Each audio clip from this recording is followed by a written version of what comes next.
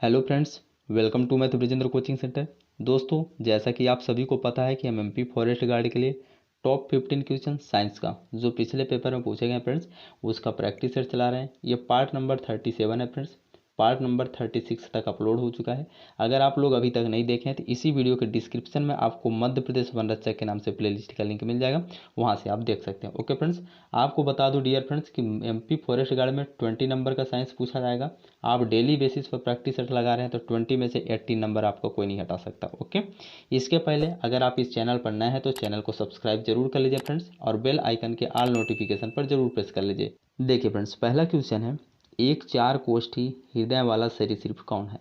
सांप, छिपकली, घड़ियाल, कछुआ। तो इसका आंसर कौन सा होगा फ्रेंड्स? ऑप्शन नंबर सी सही हो जाएगा। ठीक है, लेकिन आप पूछेंगे कि सर आप तो बताए थे कि मत्स्य वर्ग, सरीसृप वर्ग, उभयचर वर्ग, ठीक है, और पक्षी वर्ग प्लस स्तनधारी वर्ग, इन सभी के हृदय के चैम्बरों के बारे में आप बताए थे कि मछली में होता है, मत्स्य वर्ग में बोले तो 2 चैम्बर होता है। ठीक है, सरीसृप उभयचर वर्ग वालों में 3 होता है। ठीक है, और पक्षी और स्तनधारी वर्ग के हृदय में 4 चैम्बर होता है।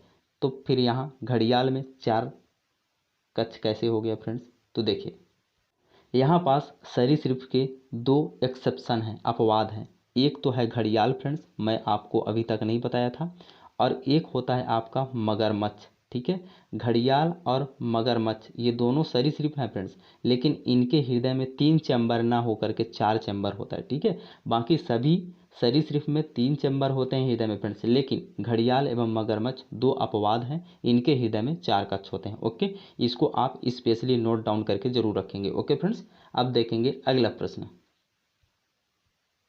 देखिए फ्रेंड्स, नेक्स्ट क्वेश्चन है, निम्न में से किस खनिज का उपयोग प्लास्टर ऑफ पेरिस बनाने में किया जाता है? जिप्सम का, सिलिका का, उपर्युक्त दोनों, किसी में नहीं। तो देखिए फ्रेंड्स, प्लास्टर ऑफ पेरिस किससे बनाया जाता है? जिप्सम से बनाया जाता है। ऑप्शन नंबर ए आपका सही हो जाएगा। लेकिन जिप्सम का फार्मूला क्या होता है फ्रेंड्स? जिप्सम का फार्मूला होता है CuSO4 ठीक है, अब देखिए, यहाँ से आपको प्लास्टर ऑफ पेरिस बनाना है सर। कैसे बनाएंगे सर? देखिए, यहाँ पास आपको CuSO4 ही रहेगा फ्रेंड्स, लेकिन यहाँ जो जल होता है फ्रेंड्स, इसको क्या कर देते हैं? आधा कर देते हैं। ठीक है, आधा का भी आधा हो जाता है फ्रेंड्स, क्या हो जाता है? 1/2 H2O होता है। ठीक है, हेमी हाइड्रेट हो जाता है। ठीक है, तो जिप्सम का फार्मूला क्या होता है? CuSO4 × 2H2O, लेकिन इससे जब प्लास्टर ऑफ पेरिस बनाया जाता है फ्रेंड्स, तो उसका फार्मूला क्या बन जाता है? CuSO4 × 1/2H2O। इसको भी आप याद रखेंगे। ठीक है, अब देखेंगे अगला प्रश्न। देखिए फ्रेंड्स, नेक्स्ट क्वेश्चन है, निम्न में से कौन सा प्लास्टिक खाने को पैक करने में प्रयोग किया जाता है? पॉलीविनाइल क्लोराइड, पॉलीथीन, पॉलीप्रोलिन, इनमें से कोई नहीं। तो इसका आंसर कौन सा होगा friends? Option number B, polythene का उपयोग किया जाता है। ठीक है, लेकिन जो ये ऑप्शन नंबर फर्स्ट दिया है फ्रेंड्स, पॉलीविनाइल क्लोराइड, इसका उपयोग कहाँ किया जाता है? चादर बनाने में किया जाता है। कहाँ फ्रेंड्स? चादर बनाने में। ठीक है, प्लास्टिक की चादर बनाने में। ठीक है, और पाइप बनाने में इसका उपयोग किया जाता है फ्रेंड्स। ठीक है, प्लास्टिक की पाइप बनाने में, प्लस प्लास्टिक थैली बनाने में किया जाता है। ठीक है, प्लास्टिक जो बैग होते हैं फ्रेंड्स, उनको बनाने में उपयोग किया जाता है। ठीक है, तो आपको मैं बता दिया फ्रेंड्स, प्लास्टिक बैग। ठीक है, देखिए, पॉलीविनाइल का उपयोग कहाँ किया जाता है? प्लास्टिक चादर बनाने में, प्लास्टिक पाइप बनाने में, और प्लास्टिक बैग बनाने में किया जाता है। ठीक है, लेकिन जो खाना मतलब पैक करने वाला पॉलीथीन होता है फ्रेंड्स, प्लास्टिक होता है, वो किसका बनाया जाता है? पॉलीथीन का बनाया जाता है। इसलिए आपका ऑप्शन नंबर भी सही हो जाएगा। ओके फ्रेंड्स, यहाँ पास लिखा है पॉलीथीन। ओके डियर फ्रेंड्स, थोड़ा सा मिस प्रिंट है, आप समझिएगा। ठीक है, अब देखेंगे अगला प्रश्न। देखिए फ्रेंड्स, नेक्स्ट क्वेश्चन है, चंद्रमा पर वायुमंडल ना होने का कारण है? कोणीय संवेग, कक्षीय वेग, पलायन वेग, गुरुत्वीय त्वरण। तो इसका आंसर कौन सा होगा फ्रेंड्स? ऑप्शन नंबर बी, पलायन वेग। पलायन वेग ना होने के कारण चंद्रमा पर वायुमंडल नहीं होता है। ठीक है, अब देखिए, यहाँ पास कुछ ग्रह उपग्रहों का मैं पलायन वेग लिखा हूँ फ्रेंड्स, इसको आप जरूर देख लीजिए।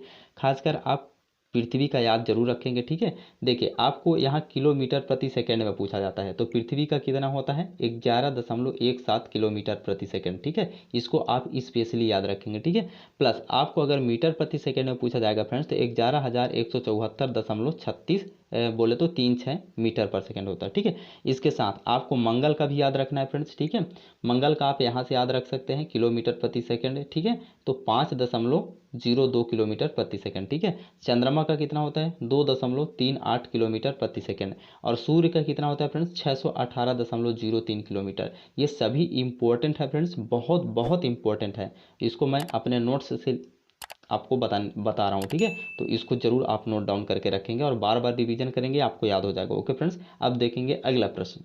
नेक्स्ट क्वेश्चन है फ्रेंड्स कि कार की हेडलाइट में निम्न दर्पण का उपयोग किया जाता है। समतल दर्पण, गोलीय दर्पण, अवतल उत्तल, परलवयाकार अवतल। तो देखिए फ्रेंड्स, इसका आंसर कौन सा हो जाएगा, ऑप्शन नंबर डी, परलवयाकार अवतल दर्पण का प्रयोग किया जाता है कार की हेडलाइट में। ओके, नेक्स्ट क्वेश्चन है फ्रेंड्स कि प्रकाश की चाल सबसे पहले जांच की थी। एडिसन ने, फैराडे ने, रोमर ने, वेयर ने। तो इसका आंसर कौन सा बनेगा फ्रेंड्स, ऑप्शन नंबर सी, रोमर ने। ठीक है, देखिए प्रकाश की चाल सबसे ज़्यादा किस में होता है फ्रेंड्स, ठोस में होता है। ठीक है, किस में, ठोस में। फिर इसके बाद किस में होता है, द्रव में।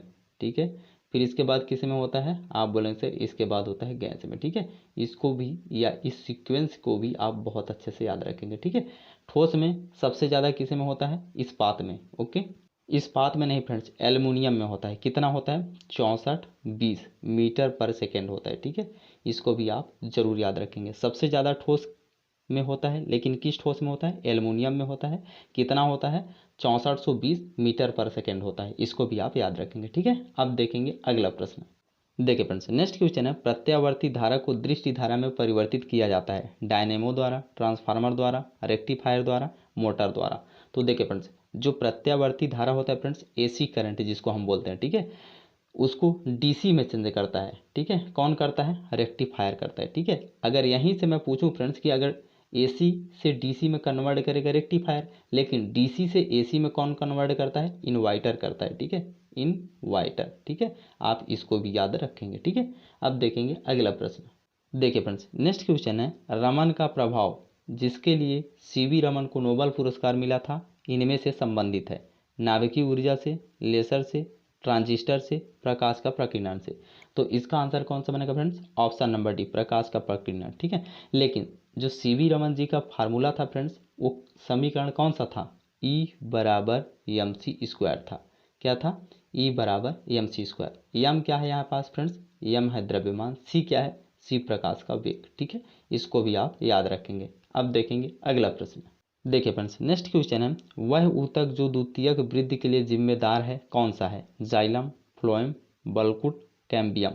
तो इसका आंसर बनेगा dear friends option number D, cambium. ठीक है, देखिए जो पौधे होते हैं ना फ्रेंड्स, इसमें गोले गोले रिंग पाए जाते हैं। ठीक है, अंदर आप किसी भी पौधे को जब कट करेंगे, मतलब उसके तने को बीच से आप जब ऐसे काटेंगे फ्रेंड्स, तो आपको अंदर की तरफ इस प्रकार से क्या दिखेगा, गोला गोला रिंग दिखेगा। ठीक है, वही रिंग होता है कैम्बियम फ्रेंड्स, वही पौधे के द्वितीयक वृद्धि में सहायता प्रदान करता है या उसके लिए जिम्मेदार होता है। ओके, अब देखेंगे अगला प्रश्न।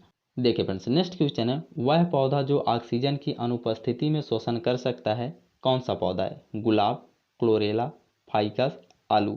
तो इसका आंसर कौन सा बनेगा friends, option number B, chlorella. ठीक है, अब देखिए ये जो क्लोरेला का पौधा होता है ना फ्रेंड्स, तो इसको वायुयान के हौज में भी उगाया जाता है, आप याद रखेंगे। ठीक है, क्यों उगाया जाता है, क्योंकि वहाँ ऑक्सीजन का ज़रूरत होती है फ्रेंड्स, और ये जो है क्लोरेला, ठीक है, बिना ऑक्सीजन के अनुपस्थिति में भी शोषण करता है, और शोषण करने के बाद ऑक्सीजन मतलब निकालता है। ठीक है, तो वहाँ पास ऑक्सीजन की पूर्ति को बनाए रखता है कौन, ये क्लोरेला। ओके, तो इस फैक्ट्स को भी आप याद रखेंगे। ओके फ्रेंड्स, अब देखेंगे अगला प्रश्न।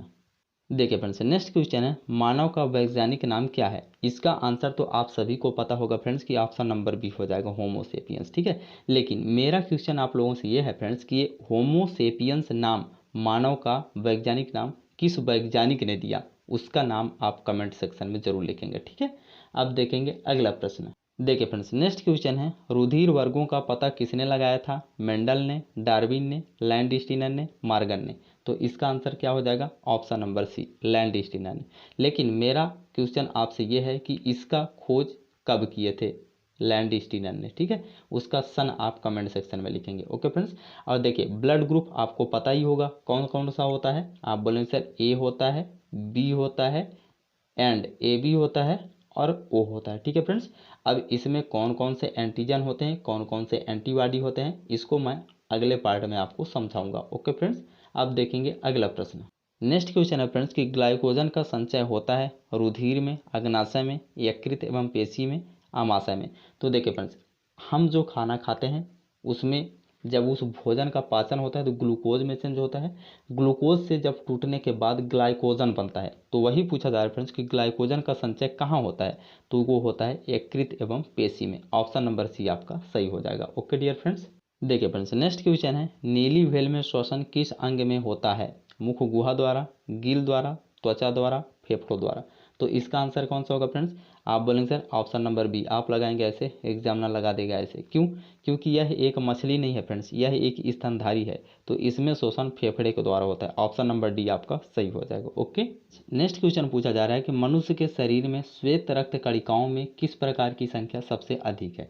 पहली बात तो आप ध्यान रखेंगे फ्रेंड्स, हमारा जो ब्लड होता है, रुधिर होता है, उसमें सबसे ज़्यादा संख्या में कौन पाया जाता है, आरबीसी पाया जाता है। ठीक है, अब इसके बाद किसका नंबर आता है, डब्ल्यूबीसी का नंबर आता है। ठीक है, इसके बाद किसका नंबर आता है, प्लेटलेट्स का नंबर आता है। ठीक है, अब देखिए ये संख्याओं में सबसे ज़्यादा आरबीसी पाया जाता है, फिर डब्ल्यूबीसी, फिर प्लेटलेट्स। ठीक है, ये नंबर का बात हुआ।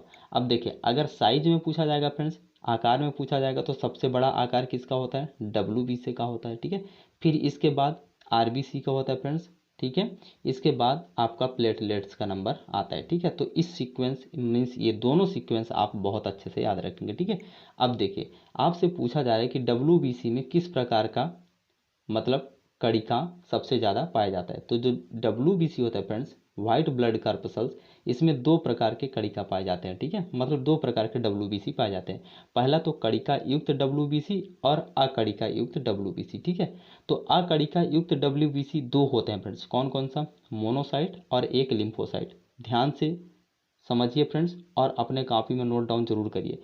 पहला मोनोसाइट होता है, दूसरा लिम्फोसाइट होता है। ठीक है, और देखिए कणिका युक्त में कौन कौन सा आता है, न्यूट्रोफिल्स, वेसोफिल्स और इस्नोफिल्स। कैसे याद करेंगे सर, देखिए यहाँ फिल फिल का साउंड आ रहा है, कणिका युक्त में neutrophil, basophil, eosinophil. Phil phil का साउंड आ रहा है मतलब यहाँ फिल है, मीन्स बोले तो कणिका उपस्थित है। ठीक है, इस प्रकार से आप याद रख सकते हैं। तो आपका जो सबसे ज़्यादा डब्ल्यूबीसी जो होता है फ्रेंड्स, उसमें मोनोसाइट पाया जाता है। ऑप्शन नंबर ए आपका सही हो जाएगा। ठीक है, और सबसे कम पूछा जाए कि सबसे कम कौन सा पाया जाता है, तो आपका लिम्फोसाइट पाया जाता है। ओके, आप इसको भी याद रखेंगे। ठीक है फ्रेंड्स, अब देखेंगे अगला प्रश्न। देखिए फ्रेंड्स नेक्स्ट क्वेश्चन है प्रोटीन बनाने के लिए अमीनो अम्ल आवश्यक होते हैं। कितने अमीनो अम्ल आवश्यक होते हैं, 10, 15, 20, 25। तो इसका आंसर कौन सा बनेगा फ्रेंड्स, ऑप्शन नंबर सी सही हो जाएगा। 20 अमीनो अम्ल की आवश्यकता होती है। ओके, क्लास आपको कैसी लगी फ्रेंड्स, आप कमेंट सेक्शन में ज़रूर बताइए। अगर वीडियो पसंद आया होगा तो वीडियो को एक लाइक ज़रूर करिए। ओके, और हाँ शेयर ज़्यादा से ज़्यादा करिए। ओके डियर फ्रेंड्स, और चैनल पर नए होंगे तो चैनल को सब्सक्राइब करना बिल्कुल ना भूलें। Okay dear friends, take care, love you. मिलते हैं अगले प्रैक्टिस सेट के साथ, तब तक के लिए आप सभी का आशीर्वाद। जय हिंद।